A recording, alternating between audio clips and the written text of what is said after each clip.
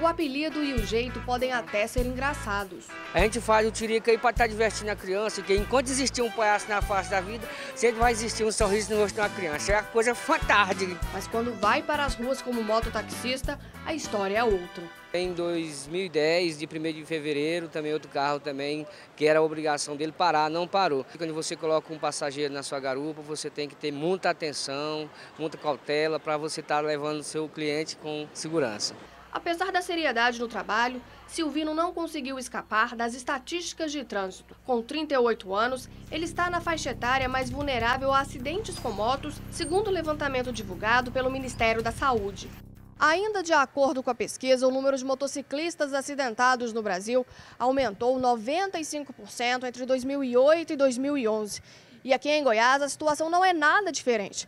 Para se ter uma ideia, no Hugo, os acidentes com motos representam 61% do total de acidentes de trânsito. E esse número leva em conta apenas os 7 primeiros meses de 2012. Numa média geral é mais grave, né? Porque tem fraturas expostas, fratura de crânio, lesão de coluna. Isso é preocupante. O número de leitos que nós temos disponíveis para atendimento desse tipo de paciente é o mesmo há muitos anos. Ou seja, os pacientes ficam aguardando a cirurgia porque não tem espaço nem de leito, nem de centro cirúrgico para poder fazer as cirurgias. Em todo o estado, o custo de internações por acidentes com motociclistas pagas pelo SUS mais que dobrou de 2008 para 2011, passando de R$ 2.200.000 para R$ 5.800.000. O crescimento dos gastos acompanha o aumento das internações, que saltaram de 2.100 para 4.600. Eu estava na moto, né, e o camarada entrou na avenida de uma vez e me atropelou. Eu vim para o Hugo, né, fiz a cirurgia de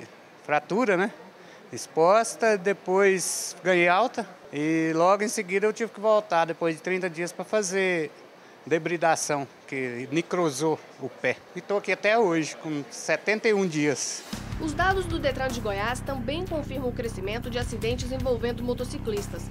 Se pegarmos o mesmo período analisado pelo Ministério da Saúde, entre 2008 e 2011, verificamos que o número de vítimas nesse tipo de ocorrência aumentou quase 40% em todo o estado, passando de 19.207 para 26.886.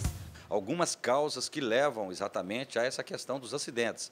O primeiro deles se refere à questão do fator educação do motociclista. A desobediência acaba por levar o motociclista a cometer essas infrações. O segundo item refere-se à questão do uso de capacete. O motociclista transitar sem o uso do capacete. A terceira, transportar passageiro sem o uso do capacete. Hoje nós temos constatado já estatisticamente também que o álcool ele está presente num número muito grande dos acidentes. E todos esses fatores juntos resultam numa equação que prejudica muita gente além do próprio condutor.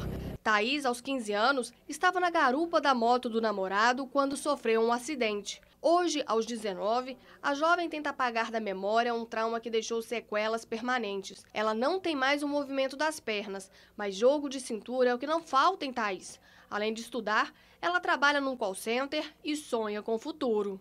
Meu sonho é ser uma atleta, né, bem sucedida e concluir minha faculdade de jornalismo, que eu quero fazer em breve. No primeiro momento, não queria me olhar no espelho, ficava com vergonha, não saía na rua. Fiquei um ano com a psicóloga, mas depois que a gente começa a conviver com as pessoas com deficiência, a gente encara a vida de frente. Deus, né, que dá força para todo mundo, mas o esporte coloca a gente nesse meio novamente.